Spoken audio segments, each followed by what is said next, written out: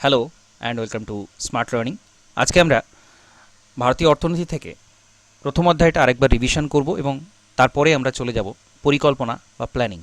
Indian ইকোনমির সবচেয়ে বেশি গুরুত্বপূর্ণ যে জায়গাটা, যেটা সরাসরি আমাদের সিলেবাসে উল্লেখ থাকে যে পঞ্চবার্ষিকী পরিকল্পনা, সেটাতে যাব। কিন্তু তার আগে ন্যাশনাল ইনকাম সম্পর্কে বেশ কয়েকটা গুরুত্বপূর্ণ অংশ আরও একবার আমরা দেখে নেব। প্রথমত জাতীয় আয়। জাতীয় আয় অর্থাৎ আমাদের সারা দেশে কত আয় হচ্ছে সেটা হচ্ছে জাতীয় আয়।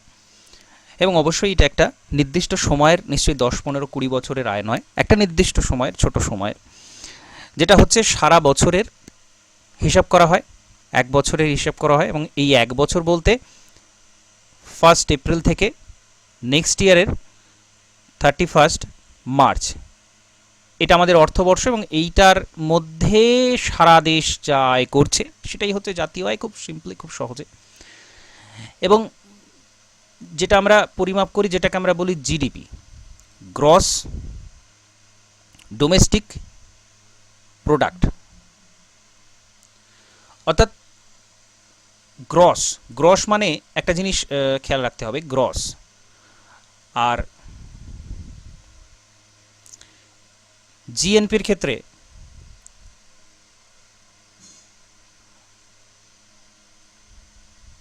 এটা ডোমেস্টিক ছিল, এটা গ্রসই থাকছে, এটা হয়ে যাচ্ছে ন্যাশনাল প্রোডাক্ট।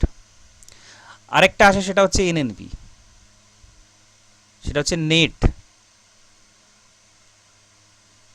খুব সিম্পলি, খুব সহজ বিষয়টা, খুবই সহজ। এখানেও গ্রস থাকছে, এখানেও গ্রস থাকছে, এখানে হয়ে যাচ্ছে নেট। এবং এটাও ন্যাশনাল, এটাও ন্যাশনাল। আর প্রোডাক্ট মানে কি? প্রোডাক্ট মানে হচ্ছে উৎপাদন। আমরা জানি উৎপাদন, প্রোডাক্ট টোটাল সারা দেশে যা কিছু উৎপাদন হয়।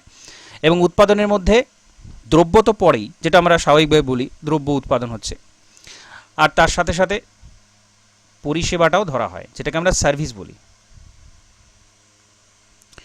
এই যে পড়ানো হচ্ছে, যে কোনো ক্ষেত্রে টিচাররা পড়িয়ে থাকেন, তো সেটা এক ধরনের সার্ভিস দেয়া। পরিবহন ক্ষেত্রে সেটা এক ধরনের সার্ভিস দেয়া, সেটা তো কোনো প্রোডাক্ট উৎপাদনের ব্যাপার নেই, সার্ভিস দেওয়ার কথাটা আসছে। তো এই দুটোকে ধরা হচ্ছে আমাদের জাতীয় উৎপাদনের মধ্যে, এই দ্রব্য আর পরিষেবা, এই দুটোকে ধরা হয়। ওকে, তো এর যে টোটাল ভ্যালু, ভ্যালু রুপি টার্মে এর যে ভ্যালু, সেটা আমরা হিসেব করি সারা বছরে, যেটা আমরা বলছি জিডিপি। এবার গ্রস, গ্রস মানে হচ্ছে একদম টোটালটা, ঠিক আছে? ধরা যাক বাজার থেকে আম কিনে আনা হলো, গ্রীষ্মকাল আম কেনা হয়েছে, পুরো আমরা আমটাকে আমরা বলতে পারি গ্রস। গ্রস মানে হচ্ছে পুরোটা। এবার আমটা আমরা যখন খাবো, তখন তো পুরো আমটা খাবো না, খোসাটা ফেলে দেব, আটিটা ফেলে দেব, দিয়ে যেটা পড়ে থাকবে সেটা হচ্ছে আসল, সেটা হচ্ছে নেট। আসল জিনিসটা সেটা হচ্ছে নেট, একদম জিস্ট, যেটা যেটা আসলেই কাজে লাগছে, মূল জিনিসটা, সেটা হচ্ছে নেট। তো যখনই গ্রস ডোমেস্টিক প্রোডাক্ট বা গ্রস ন্যাশনাল প্রোডাক্ট আসছে, সেখানে সমস্ত কিছু তার মধ্যে ইনক্লুড থাকছে। আর ডোমেস্টিক আর ন্যাশনালের মধ্যে যে পার্থক্যটা, সেটা আমি আগের দিন বলেছিলাম। ডোমেস্টিক মানে হচ্ছে আমাদের দেশের গণ্ডির মধ্যে দেশীয় মানুষ, বিদেশীয় মানুষ যারা সকলে রয়েছেন, সকলের আয় ধরা হচ্ছে এই ডোমেস্টিকের মধ্যে। আর ন্যাশনালের মধ্যে আমরা যখনই ন্যাশনাল কথাটা বলছি, তখন শুধুমাত্র আমাদের নাগরিক, যারা নাগরিক, যারা যাদেরকে আমরা বলি সিটিজেন, বিদেশিরা নয়, শুধুমাত্র আমাদের যারা ভারতীয় বলে পরিচিত, শুধুমাত্র তাদেরটাই ধরছি, তখন সেটাকে বলা হচ্ছে gross national product, national product. এবং তাহলে সেখানে বিদেশিদের আয়টা বাদ যাচ্ছে, আমাদের দেশের ভেতরে যারা বিদেশি রয়েছে তাদের আয়টা আমরা বাদ দিয়ে দিচ্ছি, তখন আমরা পাচ্ছি গ্রস ন্যাশনাল প্রোডাক্ট, ন্যাশনাল। ওকে, আর ডোমেস্টিক মানে হচ্ছে বাউন্ডারির ভেতরে যাবতীয় লোক, সমস্ত সকলকে ধরা হচ্ছে। হয়ে গেল। তাহলে জিডিপি আর জিএনপির মধ্যে কোনো সমস্যা আছে কি? আরেকবার আমি জানতে চাইব, জিডিপি আর জিএনপি এর মধ্যে কোনো সমস্যা আছে? না স্যার। হ্যাঁ, কারো থাকলে বলবেন, কারণ বিষয়টা খুবই ভাইটাল এবং আমাদের এগুলো জানা প্রয়োজন, অসম্ভব প্রয়োজন আমাদের এগুলো জানা। সচেতন নাগরিক হিসেবে আমাদের এগুলো জানা প্রয়োজন, শিক্ষকদের অবশ্যই জানা প্রয়োজন। যাই হোক, তো এই দুটো জিনিস এলো। এবার আসবো নেট ন্যাশনাল প্রোডাক্ট। ওই যেটা যেমন আমের কথা আমি বললাম, আম থেকে আমরা খোসাটা বাদ দিচ্ছি, আঁটিটা বাদ দিচ্ছি, যেটা পড়ে থাকছে সেটা হচ্ছে নেট ন্যাশনাল প্রোডাক্ট। এখন একটা জিনিস বুঝতে হবে, আমাদের শুধু প্রোডাক্ট দেখলেই হবে না, প্রোডাক্ট দেখলেই হবে না। যেমন আমরা বলছি এই প্রোডাক্টের মধ্যে দ্রব্য পরিষেবা এই দুটোই পড়ছে। এখন দ্রব্য উৎপাদন করতে গেলে কিছু মেনটেনেন্স খরচ পড়ে।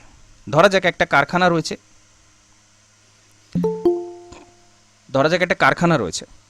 ধরা যাক আমুল কারখানা রয়েছে। আমুল কারখানাটা কোথায় রয়েছে? আমুল যেটা দুধ উৎপাদন হয় আমুল, সেই কারখানাটা কোথায় রয়েছে? গুজরাটে। হ্যাঁ, যাই হোক, জিওগ্রাফিতে জিজ্ঞাসা করা হয়, সেটা জিজ্ঞেস করলাম।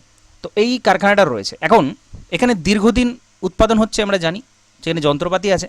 এবার যন্ত্রপাতি তো সারা জীবনের জন্য থাকবে না, তারা আস্তে আস্তে খারাপ হবে, কিছু পুরাতন হবে।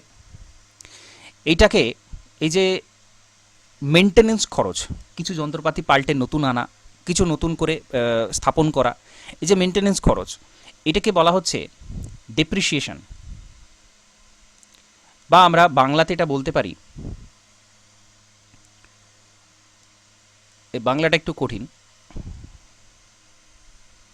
এটা হচ্ছে অবমূল্যায়ন।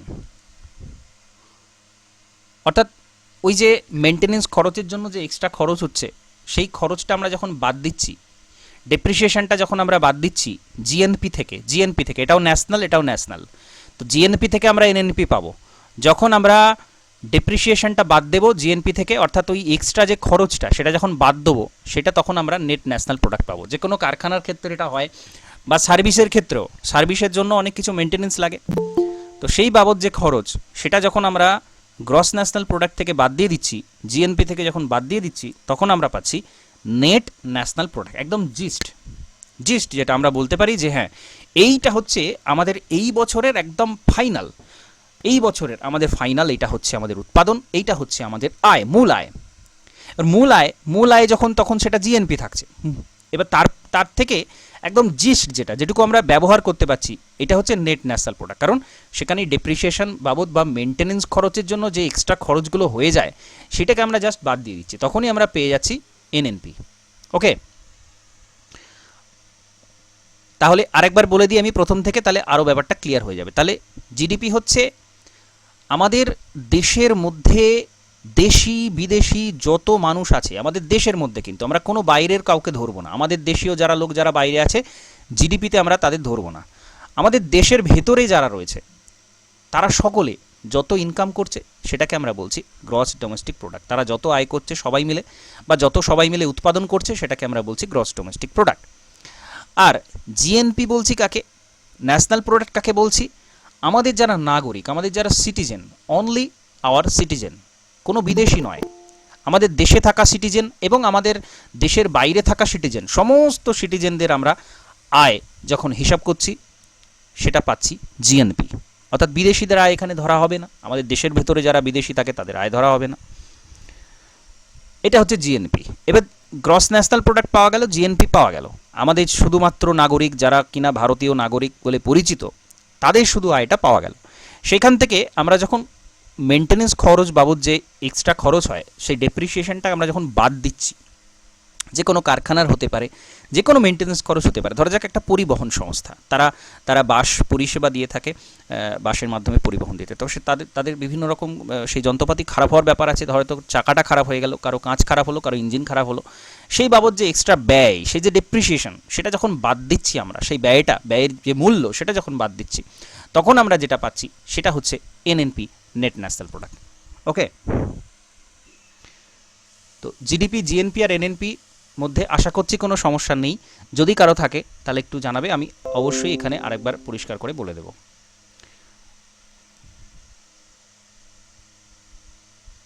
স্যার আরেকবার একটু বলবেন, আমি একটু লেট করে জয়েন করেছি। ওকে, লেটের ব্যাপারটা আমি বলছি না, আপনি ভিডিওটা শুনে নেবেন, আমি অলরেডি 2-3 বার বলেছি। যারা দু তিনবার শুনেছেন আশা করছি এখানে কোনো সমস্যা থাকবে না, আপনারও থাকবে না। আপনি শুধু প্রথম থেকে একবার ভিডিওটা দেখে নেবেন, রেকর্ডিংটা দেখে নেবেন, কোনো সমস্যা থাকবে না। এটা আমি যথাসম্ভব সহজ করে বোঝাচ্ছি, ঠিক আছে? তো এই হচ্ছে 3টে বিষয়। ঠিক আছে, অর্থনীতিটা একেবারে বাস্তবের সাথে জড়িত, প্রত্যেক দিনের সাথে জড়িত। এই কারণে আমরা খুব সহজে এটা আয়ত্ত করতে পারি বা মনে রাখতে পারি। আমরা আসলে আমাদের ইকোনমিক্স বইগুলো এমন হয়, সমস্ত বই, বাংলা ইংরেজি, বাংলা বই সেরকম নেইও, খুব জটিল করে লেখা রয়েছে, সেই কারণে ইকোনমিক্স বিষয়টা এত সহজে বোঝা যায় না। কিন্তু আসলে ইকোনমিক্স বিষয়টা কিন্তু যথেষ্ট সহজ, এবং যেহেতু বাস্তবের সাথে রিলেটেড, সেই জন্য আরও বেশি এটা ইজিলি আমরা বুঝতে পারি। আচ্ছা, আগের দিন একটা বিষয় আমি বলছিলাম, যদিও সেটা হয়তো না পড়লেও চলবে, সেটা হচ্ছে রিয়েল জিডিপি আর নমিনাল জিডিপি। প্রথমে জিজ্ঞাসা করব, আগের দিন আমি যখন এটা বলছিলাম, এটা কেউ বুঝতে পেরেছেন কিনা, কেউ একজনও কি বুঝতে পেরেছিলেন রিয়েল জিডিপি আর নমিনাল জিডিপি বিষয়টা কি এবং কেন আসছে? আমি জিজ্ঞাসা করছি না ডিটেলসে, জাস্ট এটুকু জিজ্ঞাসা করছি যে আমি যতটুকু বলেছিলাম বুঝতে পেরেছিলেন কিসের বিষয় এটা, মানে এইটাকে আমরা আলাদা করছি কেন? রিয়েল জিডিপি আমরা বলছি যেটাকে আমরা বলতে পারি আসল জিডিপি, আসল গ্রস ডোমেস্টিক প্রোডাক্ট, আর একটা হচ্ছে নামমাত্র বা নমিনাল, নামমাত্র জিডিপি। এটা কিসের বিষয়ে বলেছিলাম, কেন বলেছিলাম, এটা কি মনে আছে? আচ্ছা, ছোট করে একটু বলে দিই, ছোট্ট করে বলছি, যতটা সম্ভব বোঝা যাবে তার সেই মতো করে বলছি। সেটা হচ্ছে, আমরা তো প্রত্যেক বছরে জিডিপি হিসাব করি, প্রত্যেক বছরে জিডিপি হিসাব করি, এবং হিসাবটা কীভাবে করি? রুপি ভ্যালুতে করি। রুপি ভ্যালু অর্থাৎ মূল্য, যত উৎপাদন হয়েছে তার মূল্য কত, আমাদের যে রুপি, আমাদের যে কারেন্সি, আমাদের যে মুদ্রা, সেটাতে হিসাব করি যে এত ট্রিলিয়ন, এত বিলিয়ন, এত ট্রিলিয়ন, এরকমভাবে আমরা হিসাব করি যে এটা হচ্ছে আমাদের জিডিপি। সেটা একটা ভ্যালু থাকে, একটা মূল্য থাকে, সেই মূল্যতে আমরা হিসাব করি সেটা। এবার আমি দুটো বছর ধরে নিলাম, ধরা যাক 2019, 2020 আর 2021, এই তিনটে বছরের জিডিপি আমরা হিসাব করছি। সেটা আমরা রুপিতে হিসাব করব। আমি ধরে নিচ্ছি 1000 টাকা, আমি ধরে নিচ্ছি 1000 টাকা ছিল 2019-এর আমাদের যে জিডিপি ছিল, আমাদের যে গ্রস ডোমেস্টিক প্রোডাক্ট ছিল, তার মূল্য হচ্ছে 1000 টাকা। এবার 1000 টাকার মধ্যে দেশের সব কিছু উৎপাদন, সমস্ত কিছু, সেটাকে আমি 1000 টাকা ধরছি। টাকার ভ্যালুতে আমরা কিন্তু এটা হিসাব করছি, এটা খেয়াল রাখতে হবে। এবং সেখানে আমি ধরে নিচ্ছি কি জিনিস 2019-এ উৎপাদন হয়েছে। আমি ধরে নিচ্ছি 4টি মোবাইল উৎপাদন হয়েছে, এবং 4টি নিত্য প্রয়োজনীয় ব্যবহার্য দ্রব্য উৎপাদন হয়েছে। এটা 2019-এর আমাদের জিডিপি ছিল। আমি সমস্ত কিছু তো আনার সময় সহজ করার জন্য আমি এইটুকু ধরে নিলাম যে আমাদের 4টে মোবাইল তৈরি হয়েছে, 4টে নিত্য প্রয়োজনীয় দ্রব্য তৈরি হয়েছে। এই দুটো ছাড়া চলা যায় না, তো এই দুটো তৈরি হয়েছে 2019-এ তৈরি হয়েছে, এবং এদের যে ভ্যালু, 4টে মোবাইলের ভ্যালু এবং 4টে নিত্য প্রয়োজনীয় দ্রব্যের ভ্যালু হচ্ছে 1000 টাকা। এটাই হচ্ছে আমাদের জিডিপি, 1000 টাকা হচ্ছে আমাদের জিডিপি। এবার আমরা তো এটা রুপি ভ্যালুতে হিসাব করছি। এইবার কি হচ্ছে, যখন 2020-তে এই 4টে মোবাইলের দাম বেড়ে গেছে এবং 4টে নিত্য প্রয়োজনীয় দাম বেড়ে গেছে, অর্থাৎ মুদ্রাস্ফীতি হয়েছে, তখন কি হবে? তখন হবে কি, ধরা যাক 2020-তে এই 4টেই মোবাইল উৎপাদন হয়েছে, 4টেই নিত্য প্রয়োজনীয় দ্রব্য উৎপাদন হয়েছে, এক্সট্রা কিছু উৎপাদন হয়নি, করতে পারেনি, হয়নি। তাহলে কি হবে, যখন এদের ভ্যালুটা বেড়ে গেছে, এদের দাম যখন বেড়ে গেছে, তখন এখানে আমরা দেখছি জিডিপি বেড়েছে কত? জিডিপি বেড়ে হয়ে গেছে 1500 টাকা। এটা হয়ে গেছে আমাদের জিডিপি। অথচ আমাদের মোবাইলও 4টেই উৎপাদন হচ্ছে, এখানেও 4টে মোবাইল, এখানেও 4টে নিত্য প্রয়োজনীয় দ্রব্য উৎপাদন হচ্ছে। অথচ এখানে আমরা দেখছি কি, আমরা দেখছি বাহ, আমাদের জিডিপি তো বেড়েছে, 500 টাকা আমাদের জিডিপি বেড়ে গেছে, বিশাল ব্যাপার, দারুণ ব্যাপার, আমাদের দেশে এগিয়ে যাচ্ছে। অথচ প্রোডাকশন বাড়ছে না।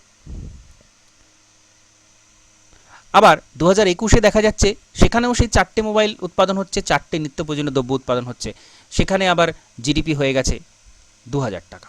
কারণ ওইগুলোর দাম বেড়ে গেছে। তাহলে আমরা যখন হিসাব করব ওইগুলোর দাম, তখন টোটাল করলে আমরা দেখব 2000 আসছে। এইটাকে বলা হচ্ছে নমিনাল জিডিপি। নমিনাল, আমরা বাইরে থেকে সাদা চোখে যেটা দেখছি সেটা হচ্ছে নমিনাল জিডিপি। এটা আমরা দেখব বাড়ছে, যেই মূল্য বৃদ্ধি হবে, মুদ্রাস্ফীতি হবে, তখন বাড়ছে। এটা হচ্ছে নমিনাল জিডিপি। বোঝা গেল? নমিনালটা বোঝা গেছে? নমিনালটা বোঝা গেছে? হ্যালো? হ্যাঁ স্যার। না বোঝা গেলে বলবেন, যথাসম্ভব সহজ করে বলছি। স্যার যদি ঠিক উল্টো ভাবে দামটা কমে যায় সেক্ষেত্রেও এক্স্যাক্টলি, তো কমে গেলে, nominal কমে গেলেও GDP হবে তাই। কমে গেলে যেটাকে আমরা মন্দা বলি, মন্দা, দাম কমে যেতেই পারে, তখন এটা ভ্যালুটা কমে যাবে। তো তখনও আমরা কিন্তু বুঝতে পারবো না হ্যাঁ। আদৌ আমাদের উৎপাদন বাড়ছে নাকি কমছে, সেটা আমরা কিন্তু বুঝতে পারবো না। কমে গেলে আমাদের মনে হবে তাহলে তো উৎপাদন কমছে। আমরা ভুলভাল আমরা জিনিসটা জানতে পারবো, আসল জিনিসটা আমরা জানতে পারছি না। ঠিক আছে? তো এই জন্য এটাকে আমরা বলছি নমিনাল, নামমাত্র, বাইরে থেকে যেটা আমরা দেখছি নমিনাল জিডিপি এটাকে। ঠিক আছে? অর্থাৎ এটা বর্তমান যে বাজার মূল্য, এটাকে বলা হয় জিডিপি এমপি, ছোট্ট করে ওপরে এমপি লেখা থাকে, মেম্বার অফ পার্লামেন্ট নয়, জিডিপি অ্যাট মার্কেট প্রাইস, মানে বাজার দামে জিডিপি। ঠিক আছে? GDP at market price. বোঝা গেল? এটা হচ্ছে নমিনাল, একদম সিম্পল সাদা ভাষায় এটাই। উৎপাদন বাড়ছে না, কিন্তু দ্রব্যের দাম বাড়ছে বলে আমাদের মনে হচ্ছে যে বা বেশ, তো দেশ তো আমাদের এগিয়ে যাচ্ছে, জিডিপি বাড়ছে। এটা হচ্ছে নমিনাল। এইবার এই সমস্যাটা দূর করার জন্য কি করা হয়, ধরা যাক 2015 সালে, 2015 সালে এই 4টে মোবাইলের যা দাম ছিল আর 4টে নিত্য প্রয়োজনীয় দ্রব্যের যা দাম ছিল, সেইটাকে আমরা ধরি। 2015-র যে দাম ছিল সেইটাকে আমরা ধরছি, সেইটা ধরে আমরা জিডিপি হিসাব করছি। তাহলে কি হবে, এই 4টে মোবাইলের যা দাম 2019-এ যা হিসাব হবে, 2020-তেও তাই হিসাব হবে, 2021-এও তাই হিসাব হবে। তখন আমরা দেখব যে না, 1000 টাকাই হচ্ছে, তাহলে তো আমাদের জিডিপি বাড়ছে না। এটাকে বলা হচ্ছে রিয়েল জিডিপি। ওকে? আর এই রিয়েল জিডিপি হিসাব করার সময় 2015 নয়, এটা 2011-12 সালে। 11-12 কেন? কারণ এপ্রিল 1 থেকে 31 মার্চ, সে কারণে 11-12। 11-12 সালে যে দাম ছিল সব দ্রব্যের, 11-12 সালে যে দাম ছিল সেই দামটা ধরে আমরা জিডিপি হিসাব করব। তাহলে কি হবে, প্রত্যেক বছর আমরা ফিক্সড পাবো এটাকে।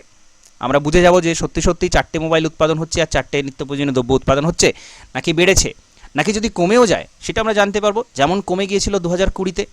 2020-তে আমরা দেখব জিডিপি মাইনাসে আসছে, কম বাড়েনি, কমে গেছিলো, সিঙ্ক করে গেছিলো, সব কলকারখানা বন্ধ ছিল, সব কিছু বন্ধ ছিল প্যান্ডেমিকের জন্য মার্চ থেকে। তো সেটা আমরা পরিষ্কার বুঝতে পারবো যখন আমরা রিয়েল জিডিপি হিসাব করব, এবং সেটা করা হয় 2011-12 সালের যে সমস্ত দ্রব্যের যে দাম, সেই দামটাকে আমরা ধরি, এখনকার যে দাম সেটাকে ধরি না। বোঝা গেল? কারোর অসুবিধা থাকলে বলবেন।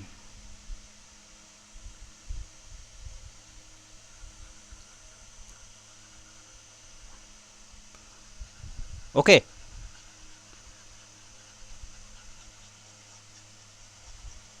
এটা হচ্ছে নমিনাল আর রিয়েল জিডিপি। আরও অনেক টার্ম থাকে, আমি আর ভেতরে ঢুকবো না, এগুলো আর বেশি প্রয়োজন নেই।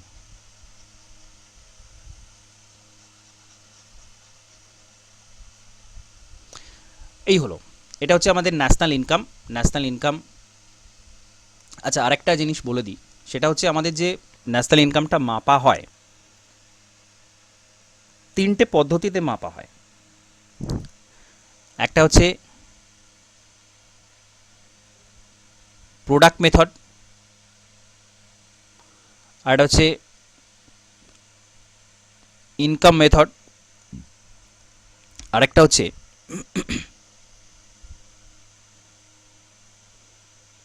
Consumption method. অর্থাৎ উৎপাদন পদ্ধতি, আয় পদ্ধতি আর ব্যয় পদ্ধতি। উৎপাদন পদ্ধতিটা হচ্ছে যত যা উৎপাদন হচ্ছে তার টোটাল ভ্যালুটা আমরা যখন অ্যাড করছি, টোটাল ভ্যালুটা যা যখন যোগ করছি, সেটা হচ্ছে প্রোডাক্ট মেথড। আর আয় মেথড হচ্ছে আমাদের যে উৎপাদনের উপাদান বলা হয়, ফ্যাক্টর অফ প্রোডাকশন বলা হয়, সেটা হচ্ছে 4টে। একটা হচ্ছে জমি, একটা হচ্ছে শ্রম, এটা হচ্ছে মূলধন, আর একটা হচ্ছে উদ্যোক্তা। এই 4টে হচ্ছে আমাদের উৎপাদনের উপাদান। অর্থাৎ কোনো কিছু উৎপাদন করতে গেলে এগুলো লাগে। জমি লাগে, একটা কারখানা তৈরি করতে গেলে জমি লাগবে, শ্রমিক লাগে, মূলধন অবশ্যই লাগে, যে টাকা দিয়ে সব সব কিছু তৈরি হবে, এই সমস্ত মূলধন এটা ঢালতে লাগে। আর হচ্ছে উদ্যোক্তা লাগে, অর্থাৎ যিনি কিনা সব কিছু পরিচালনা করবেন, যিনি উদ্যোগ নিয়ে কাজটা করবেন। তো জমি, শ্রম, মূলধন, উদ্যোক্তা। এবার এদের আয়গুলোকে যোগ করলে আমরা ইনকাম মেথডে জিডিপিটা পাই। জমির হচ্ছে রেন্ট আছে, খাজনা, জমি বাবদ ভাড়া দিতে হয় তাকে। নিজের হলে হয় না, নিজের হলে আয়টা এখানে ঢুকে যায়, মূলধনের মধ্যে চলে আসে। যাই হোক, শ্রমিক বাবদ যে ওয়েজেস দিতে হয়, শ্রমিকের যে মাসিক যেটা তাদেরকে প্রদান করতে হয় সেটা হচ্ছে ওয়েজেস বলা হয়। তো সেটা মূলধন, মূলধন বাবদ যারা মূলধন রেখেছিলেন সেই মূলধন বাবদ কিন্তু, মানে মূলধন উদ্যোক্তা তো একজন হন না, বড় বড় যে ইন্ডাস্ট্রিগুলো হয় আমরা দেখব বিভিন্ন শেয়ার থাকে। তো শেয়ার বাবদ এই মূলধনের জন্য সুদ দিতে হয়, সেই সুদটা বাবদ কিছু লোক আয় করছে, যাদের শেয়ার আছে তারা সেই সুদটা পায়, তারা সেই আয়টা করে।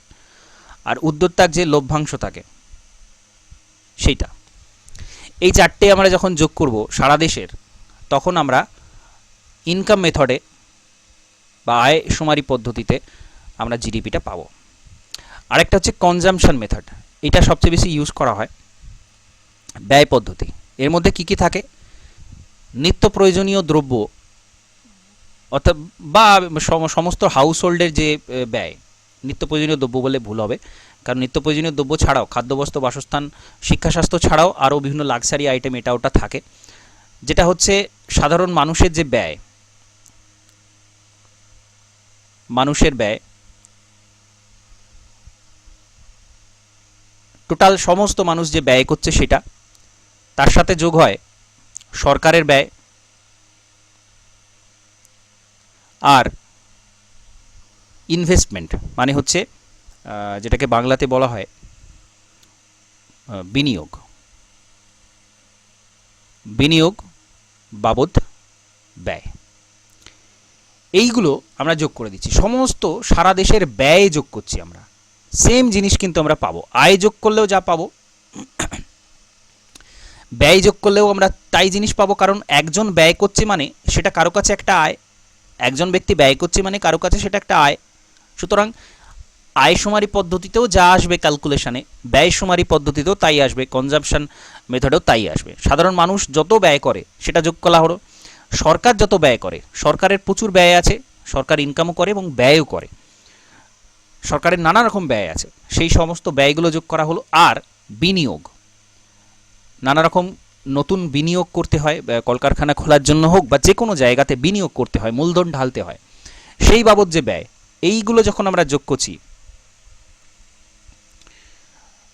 আর এর সাথে এক্সপোর্ট ইম্পোর্ট, এক্সপোর্ট ইম্পোর্টটাকে যখন যোগ বিয়োগ করছি, অর্থাৎ আমরা যেটা বলি কি বলে,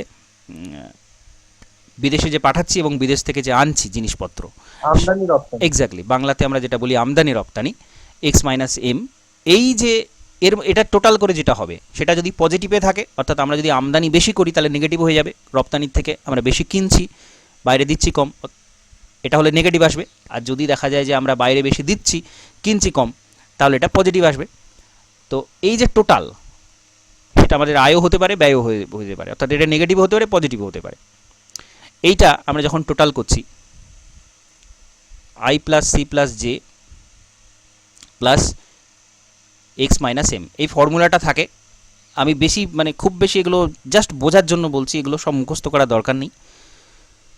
জাস্ট সিম্পলি খুব সাধারণভাবে আমরা এটা ভাবতেই পারি যে সারা দেশের কীভাবে কী এমন পদ্ধতি আছে, সব দেশের সব মানুষের আয় আমরা জেনে যাচ্ছি, এত সহজ ব্যাপারটা, এতটাই সহজ।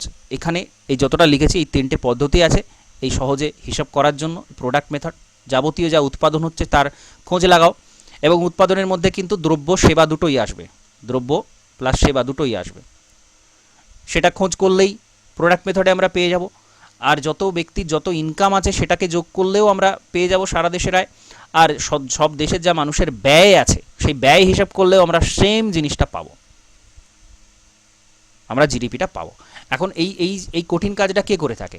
এই কঠিন কাজটা করে থাকে সিএসও করতো, মানে এখন আমরা ডাইরেক্ট সিএসও বলতে পারি না, কারণ সেন্ট্রাল স্ট্যাটিস্টিক্যাল অফিস আর ন্যাশনাল স্যাম্পল সার্ভে অর্গানাইজেশন, এই দুটো অফিস আগে ছিল। মানে আমাদের স্ট্যাটিস্টিক্সের যাবতীয় হিসাব নিকাশ করার জন্য। সিএসও বেসিক্যালি ন্যাশনাল ইনকামটা হিসাব করতো, জাতীয় আয়টা সেন্ট্রাল স্ট্যাটিস্টিক্যাল অফিস হিসাব করতো। তা এখন কি করে, এখন এরা দুজন মার্জ হয়ে গেছে, এরা দুজন মার্জ হয়ে গিয়ে হয়ে গেছে ন্যাশনাল স্ট্যাটিস্টিক্যাল অফিস, এনএসও হয়ে গেছে। অর্থাৎ এখন যদি আমাদের প্রশ্ন জিজ্ঞাসা করা হয় যে জিডিপি কে হিসাব করে, অপশানে আছে সিএসও হবে। আর যদি ভুল করে এনএসও দেয়া থাকে তাহলে এনএসওটাই হবে। অপশানে সিএসও আছে, এনএসও আছে, তখন হবে এনএসও, কারণ এটাই হয়ে গেছে এখন ফাইনাল অফিস। এখন আর হিসাব মতো সিএসওর অস্তিত্ব নেই, কিন্তু আছে, কারণ অফিসটা মার্জ হয়ে গেছে, অফিসের বিল্ডিং দুটো মার্জ হয়ে যায়নি, অফিসটা মার্জ হয়েছে। বিল্ডিং এখনও আছে আলাদা আলাদা যেমন ছিল, তারাই হিসাবটা করে, কিন্তু সেন্ট্রাল একদম একটা কেন্দ্রীয় বডি হিসেবে এনএসও আছে এদের উপরে। তো অপশানে যদি এনএসও থাকে ফাইনালি এনএসওটাই অ্যান্সার হবে, অপশানে যদি সিএসও থাকে তাহলে সিএসও অ্যান্সার হবে। এরা হচ্ছে এই কাজটা করে থাকে, এই product method, income method, consumption method, যে কোনো মেথডে হিসাব করার সময় এরা এই কাজটাই করে থাকে। সাধারণ মানুষের ব্যয় তারা হিসাব করে ব্যয় সুমারিতে, আর সরকারের ব্যয় হিসাব করে, যত বিনিয়োগ বাবদ ব্যয় হচ্ছে সেটা হিসাব করে, আর এক্সপোর্ট ইম্পোর্টটাকে যোগ বিয়োগ করে দেখে সেটা কত দাঁড়াচ্ছে। এই সবগুলো একসাথে যোগ করে দিল, করে দিয়ে বেরিয়ে গেল আমাদের ব্যয় কত হচ্ছে। ওকে, বোঝা গেছে? কোথাও সমস্যা থাকলে অবশ্যই সরাসরি এখনই বলুন, আমি তাহলে আরেকবার বলে দেবো।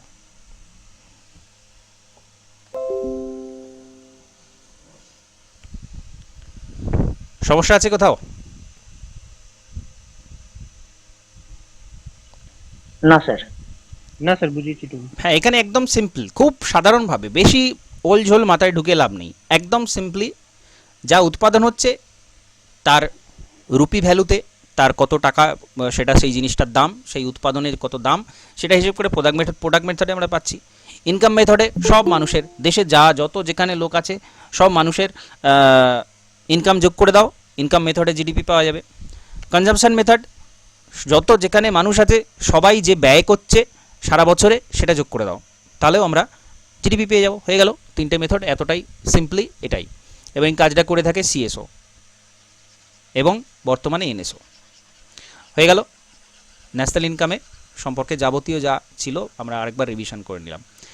এরপর আমরা যেটা করব সেটা হচ্ছে একেবারেই খুব ইজি জিনিস, মানে এখানে বোঝা টোজার খুব একটা ব্যাপার নেই, মানে এইসব কনসেপ্ট টার্মস এসব কিছুই নেই। যেটা আছে সেটা হচ্ছে খালি মনে রাখতে হবে কবে কি হয়েছিল। আমাদের অর্থনৈতিক একটা ইতিহাস আছে, আমাদের ভারতের একটা অর্থনৈতিক ইতিহাস আছে, সেটা আমাদের জানতে হবে। তো বেসিক্যালি আমরা এখানে ইকোনমি কিছু পড়বো না, এখানে আমরা পড়ব ইকোনমিক প্ল্যানিং, পরিকল্পনা বা পরিকল্পনার ইতিহাস, পরিকল্পনার ইতিহাস। সেই ইতিহাস প্রাচীনকাল থেকে, মানে ভারতের স্বাধীনতার সময় থেকে, ওই সময় থেকে কি হয়েছিল না হয়েছিল এইসবগুলো পড়তে হবে, মনে রাখতে হবে, এই আর কি। এখন কনসেপ্টের সুবিধাটা হচ্ছে কনসেপ্ট একবার বুঝে গেলে সেটা আর কোনো জায়গাতেই যে কোনো অপশানে যাই দিক ভুল হবে না।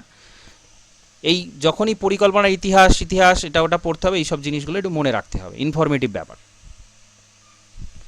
তো যাই হোক, ইকোনমি পরিকল্পনা, ভারতের পঞ্চবার্ষিকী পরিকল্পনা, এটা আমাদের সিলেবাসে একদম সরাসরি বলা থাকে। অর্থাৎ একেবারে ভারত স্বাধীন হলো যখন থেকে তার পরে কী ঘটনা ঘটেছিল এবং স্বাধীনতার আগেও পরিকল্পনা সম্পর্কে কী ইনিশিয়েটিভ, কী উদ্যোগ নেওয়া হয়েছিল পরিকল্পনার জন্য। প্রথমত এই ইকোনমিক প্ল্যানিং, অর্থাৎ আমরা একটা পরিকল্পনা করব, এই ধারণাটা কোথা থেকে এসেছে? এটা ভারতের নিজস্ব ধারণা নয়, এটা এসছে রাশিয়া থেকে।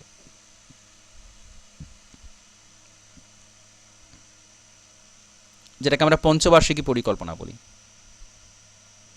পঞ্চবার্ষিকী পরিকল্পনা, এই পুরো ধারণাটা এসেছে রাশিয়া থেকে।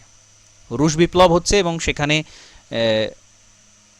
লেনিন এরা সব আসছে, রাশিয়ার জার যে ছিল তাকে পতন ঘটিয়ে, সেই সব জারের পতন ঘটিয়ে রুশ বিপ্লব হচ্ছে এবং তারা আসছে ক্ষমতায়। এবং তারপর থেকেই রাশিয়ার কমিউনিস্ট পার্টি অফ রাশিয়া তারা এই পঞ্চবার্ষিকী পরিকল্পনাটা শুরু করে 5 বছরের জন্য কিছু ঠিক করা হবে, কিছু নীতি নেওয়া হবে যে আমরা এই করব, আমরা এই শিল্পের উপর জোর দেবো, আমরা এই কৃষির উপর জোর দেবো, আমাদের এটা নেই আমরা এটার উপর জোর দেবো, আমরা এই ডেভেলপমেন্ট করব, এই সাধারণ মানুষের জন্য এত খরচ করব, এইখানে এত খরচ করব। এইটা যখন 5 বছরের জন্য আমরা একটা করছি, 5 বছরে আমাদের এই টার্গেট থাকবে, এইটাকেই বলা হচ্ছে পঞ্চবার্ষিকী পরিকল্পনা, যেটা এসেছে রাশিয়ার থেকে। ব্যাস, এটা হয়ে গেল। এবার হচ্ছে আমাদের একটু একটু ইতিহাস জানতে হবে, একটু ইতিহাস জানতে হবে। এখানে আমরা এটা নিয়েছিলাম রাশিয়ার থেকে নিয়েছিলাম পঞ্চবার্ষিকী পরিকল্পনা বিষয়টা। আর এই যে পরিকল্পনা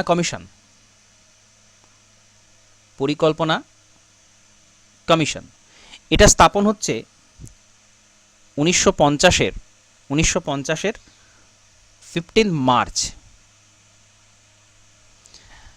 ইতিহাসেও ইতিহাস আছে, ভূগোলেও ইতিহাস আছে, অর্থনীতিতেও ইতিহাস আছে, পলিটিক্যাল সায়েন্সেও ইতিহাস আছে, ইতিহাসের শেষ নেই এবং ডেট আর টাইমেরও শেষ নেই। তো এখানে কিছু করার নেই, এটা মনে রাখতে হবে। 1950-এর 15 মার্চ পরিকল্পনা কমিশন স্থাপন হচ্ছে। এটা কমিশন স্থাপন হচ্ছে, কিন্তু পরিকল্পনা শুরু হয়নি এখনও। কমিশন স্থাপন হচ্ছে 1950 সালে। যে বছর সংবিধান আসে সে বছরই পরিকল্পনা কমিশনও আসে। এবং এই কমিশনটা ভেঙে দেওয়া হচ্ছে কবে? 2015 সালে দিয়ে তৈরি হয়েছিল নীতি আয়োগ। কাজটা মোরাললেস একই, কিন্তু এই ছিল ইতিহাস। এবার হচ্ছে আমাদের অর্থনৈতিক পরিকল্পনার একটা ছোট ইতিহাস আছে, সেটা আমাদের একটু জানতে হবে। এম বিশ্বেশ্বরাইয়া এই নামটা শোনা আছে?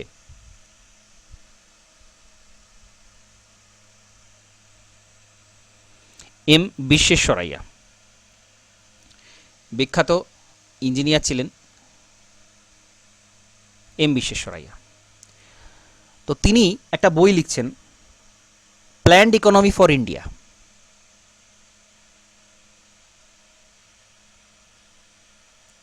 প্ল্যান্ড ইকোনমি ফর ইন্ডিয়া, এই বইটা উনি লিখছেন।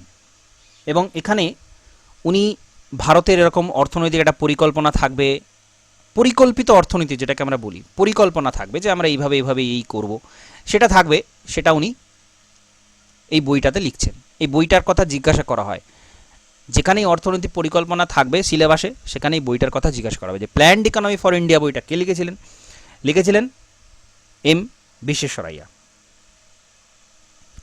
এরপর এটা হচ্ছে ওই 1934-এর দিকে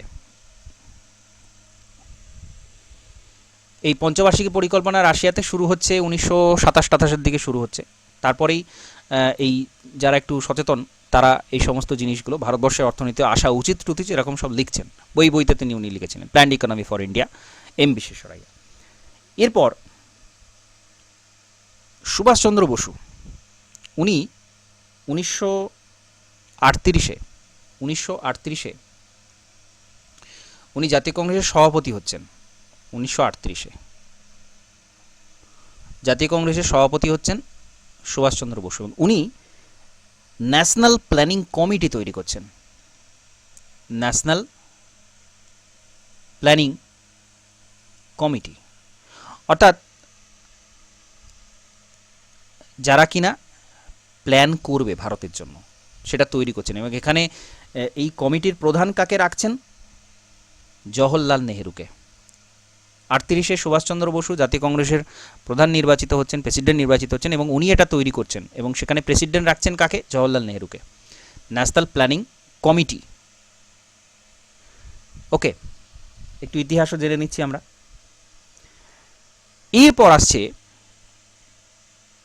বোম্বে প্ল্যান। বোম্বেতে প্রচুর শিল্পপতি ছিলেন তৎকালীন সময়। বোম্বে এখনও বড় বড় শিল্পপতিদেরই জায়গা। তো বোম্বে প্ল্যান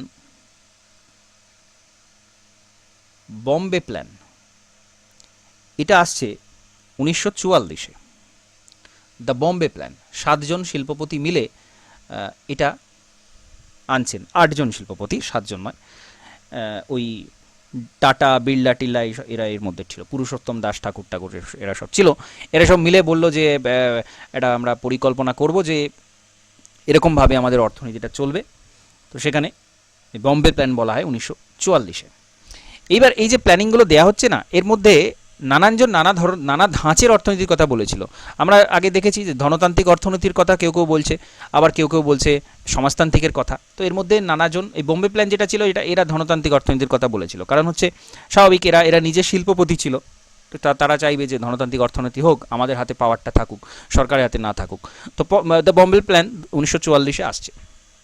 এখানে অনেক পরিকল্পনা নিয়ে অনেক কিছু বলা ছিল। এরপর আসছে 1944-এ গান্ধিয়ান প্ল্যান, অর্থাৎ গান্ধীজির যে ভাবধারাগুলো ছিল, আমরা জানি গান্ধীজি আমাদের যে গ্রামীণ অর্থনীতির উপর অনেক কিছু করতে চেয়েছিলেন, মানে ওই যে চরকা টরকা কাতা, মানে স্বনির্ভরতা, গ্রামীণ মানুষ স্বনির্ভর থাকবে, কুটির শিল্প থাকবে, এরকম ধাঁচের গান্ধীজি একটা কথা বলে গিয়েছিল। তো সেইটার ওপরে একটা প্ল্যান আসছে যে আমাদের পরিকল্পনা এরকম হবে, যেটাকে বলা হচ্ছে গান্ধিয়ান প্ল্যান। এটাও আসছে 1944-এ, এবং এটা কে আনছেন সেটা গুরুত্বপূর্ণ। এটা আনছেন এস.এন. আগরওয়াল। এই গান্ধিয়ান প্ল্যান বা গান্ধীবাদী যে পরিকল্পনা সেটা উনি আনছেন, এবং এখানে স্বাভাবিকভাবে ওই সমস্ত কুটির শিল্প বা গ্রামীণ অর্থনীতির বিষয়ে বলা ছিল। তো এখানেও কিছুটা এরকম পরিকল্পনা একটা জিনিস আসছে। এরপর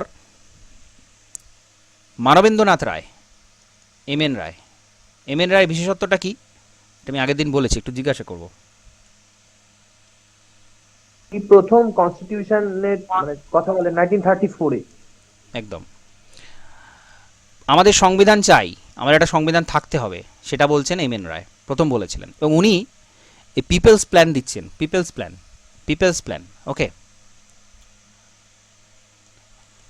পিপলস প্ল্যান বা মানুষের জন্য, মানে সাধারণ মানুষের জন্য যে পরিকল্পনা সেটা দিচ্ছেন মানবেন্দ্রনাথ রায়, এম এন রায়। আর সর্বোদয় পরিকল্পনা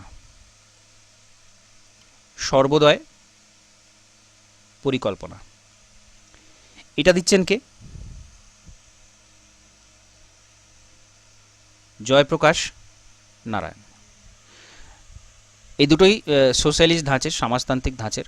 সর্বোদয় মানে উদয় মানে সবার জন্য পরিকল্পনা, আর এই পিপলস প্ল্যান মানেও সবার জন্যই পরিকল্পনা। এটা দিচ্ছেন এম এন রায়, মানবেন্দ্রনাথ রায়, আর সর্বোদয় পরিকল্পনাটা দিচ্ছেন জয়প্রকাশ নারায়ণ।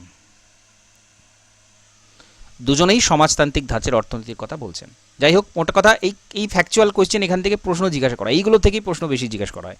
এই প্ল্যান কে দিয়েছিলেন, ওই বই কে লিখেছিলেন, ওই কে করেছিলেন, ওই কবে কি হয়েছিল, এইসব প্রশ্নই বেশি আসে, কনসেপচুয়াল কমই আসে। তো একটু আমাদের মেমোরিটা শার্প রাখতে হবে, বারবার রিভিশন করতে হবে, তাহলে এইগুলো খুব সহজ হয়ে যাবে, খুব ইজি হয়ে যাবে। প্রথম একটু মনে হবে যে কত কিছু জানতে হচ্ছে, হেন তেন এটা ওটা, তারপরে এটা আস্তে আস্তে এগুলো অভ্যাসের মধ্যে চলে আসবে, চর্চার মধ্যে চলে আসবে।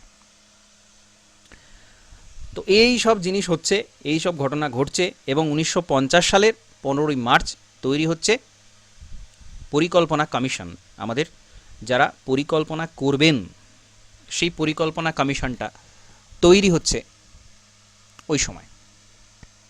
এই যতটুকু বললাম, এই পরিকল্পনা নিয়ে যতটুকু বললাম, এখানে কারো কিছু সমস্যা আছে বা বোঝার কোথাও সমস্যা আছে, বা পরিকল্পনা বিষয়টা কি ছিল বা কি না, এখানে কিছু সমস্যা আছে কি?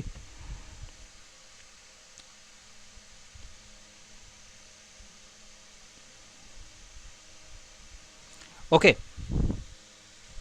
তো তাহলে আমি এর পরের দিন থেকে পরিকল্পনার যে সময়কাল সেইটা শুরু করব। অর্থাৎ সব কিছু ইতিহাস হলো এবার 1951 থেকে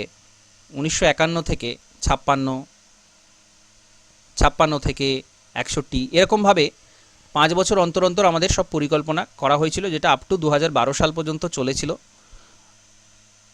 12 সালের পরে 12 থেকে 17 একটা ছিল, সেটা পরে ভেঙে দেওয়া হয়। 12 সাল পর্যন্ত পুরোপুরি আসছে, তারপরে বিজেপি সরকার আসে এবং সেটা 2015-তে পরিকল্পনা কমিশন ভেঙে দিয়ে তৈরি হয় নীতি আয়োগ। কাজ একই, এরাই পরিকল্পনা করবে, এরাই সব করবে, একটু সেট আপটা আলাদা, গঠনটা আলাদা। তো পরিকল্পনা কমিশনের গঠন এবং তার কাজ আর প্রথম পরিকল্পনা থেকে সমস্ত কিছু, এই জিনিসটা আমরা এর পরের দিন আলোচনা করব। এবং এটা মানে জাস্ট মনে রাখা ছাড়া আর কিছুই নয়। 1951 থেকে পরপর কী কোথায় ঘটনা হয়েছিল সেই সবগুলো আমি পরপর আলোচনা করব। তো আজকের আমি যতটা আলোচনা করলাম ন্যাশনাল ইনকামের বিষয় এবং এই পরিকল্পনার বিষয়, এখানে যদি কারো কিছু প্রশ্ন থেকে থাকে, কিছু বলার থাকে, তো সেটা বলবো।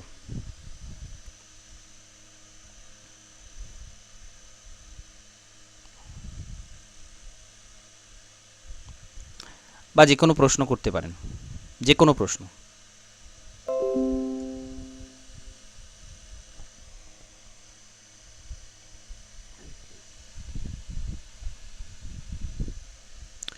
জাতীয় আয়টা আরেকবার রিভিশন দিয়ে নেবেন, পুরোটাই কনসেপচুয়াল, একবার বুঝে গেলে সেটা আর কখনোই ভোলার কোনো সম্ভাবনা থাকবে না। আর এইসব ফ্যাকচুয়াল ইনফরমেশান যেগুলোতে থাকে সেগুলো একটু বারবার পড়তে হবে, রিভিশন করতে হবে, বা কিছু ট্রিক্স দিয়ে মনে রাখতে হবে যে এই হয়েছিল। আমি প্ল্যানিংয়ের একটা ট্রিক্স দিয়ে দেবো, কিন্তু যদিও সেটা ইংলিশে রয়েছে। প্ল্যানিং পরিকল্পনা যে ইতিহাস, প্রথম পঞ্চবার্ষিকী পরিকল্পনাতে কী হয়েছিল, কে এই পরিকল্পনা তৈরি করেছিলেন, কারা কারা তৈরি করেছিলেন, বা কার মডেল অনুযায়ী এটা করা হয়েছিল, সেখানে কৃষিক্ষেত্রে গুরুত্ব দেওয়া হয়েছিল, কোন পরিকল্পনাতে বড় শিল্পের উপর গুরুত্ব দেওয়া হয়েছিল, কোন পরিকল্পনাতে দরিদ্র মানুষ কমানোর চেষ্টা করা হয়েছিল, এইসব কবে কি হয়েছিল না হয়েছিল তার একটা ইতিহাস আছে। আমি এখানে 2-3টে জিনিস দেবো। একটা হচ্ছে ডিটেলস একটা নোটস দেবো, ডিটেলস মানে খুব বেশি বড় নয়, ছোট ছোট করে পয়েন্ট লেখা থাকবে, শর্ট নোটস টাইপের, সেটা করলেও হয়ে যাবে। তারপর আমি একটা চার্ট দেবো, একদম 1 পাতার একটা চার্ট। সেই 1 পাতার চার্ট করলে পুরো প্ল্যানিংয়ের ইতিহাসটা সেখান থেকে পুরোটা হয়ে যাবে, একদম হয়ে যাবে পুরোটা, এবং সেখান থেকেই প্রশ্ন আসে, সেটা দেবো। আর একটা ট্রিক্স দেবো, ট্রিক্স মনে রাখার জন্য একটা ট্রিক্স দেবো, কোনটাতে কি হয়েছিল সেটার জন্য একটা ট্রিক্স আছে, সেটাও দেবো। কিন্তু সেটা এই পরিকল্পনা পুরো কবে কি হয়েছিল সেটা বলার পর। এবং আবারও বলছি, এই ভারতীয় অর্থনীতির পরিকল্পনা যেখানে থাকে, পরিকল্পনার ইতিহাস যেখানে থাকে, সেখানে এই জায়গা থেকে অজস্র প্রশ্ন আসে, এবং যেগুলো আমি বললাম এইগুলোই প্রশ্ন হিসেবে আসে, অন্য কিছু আসে না, বা আসার জায়গা নেই। কবে কি হয়েছিল না হয়েছিল সেখানে ছাড়া আর কিছু এখানে জায়গা নেই। তো সেইগুলো একদম পুঙ্খানুপুঙ্খরূপে একদম তৈরি করে রাখতে, এবং তার জন্য যত রকম যা যা দেওয়া প্রয়োজন, যা যা করা প্রয়োজন সেগুলো দেবো। এবং আমি ওই যেরকম ভয়েস রেকর্ড দিয়েছিলাম, ভয়েস রেকর্ডও প্রোভাইড করে দেব মনে রাখার জন্য। ওকে, শুধুমাত্র ক্লাসে, অনলাইন লাইভ ক্লাসে একটু বলবেন যে কনসেপচুয়াল কোনো কোথাও সমস্যা হচ্ছে কিনা। কনসেপচুয়াল সমস্যা থেকে গেলে পরে কিন্তু সেটা রিকভার করা মুশকিল হয়ে যাবে। ওই পড়ে পড়ে রিকভার সব হয়ে যাবে, কিন্তু ফ্যাকচুয়াল কোয়েশ্চেন হবে, কনসেপচুয়ালটা হবে না। তো যখন লাইভ ক্লাসে সরাসরি বলবেন যেটা বুঝতে পারছি না বা এটা পাচ্ছি, কোনো লাজ লজ্জা থাকলে সেটা কিন্তু হবে না, থেকেই যাবে সেটা। আমি চাইছি না কেউ কোনো জায়গাতে কোনো ভুল করুক বা কারো কোনো খামতি থাকুক কোথাও। কারণ এই আবারও বলছি, পিটি পরীক্ষা কিন্তু একদমই ইজি হবে না। ওভারঅল অলরাউন্ড প্রিপারেশন একটা ভালো রকম রাখতে হবে, এবং সেটা এখন থেকেই রাখতে হবে, নাহলে কিন্তু সেই জায়গাতে পৌঁছানো যাবে না। ঠিক আছে, তো কারো কিছু প্রশ্ন করার থাকলে আবারও বলুন।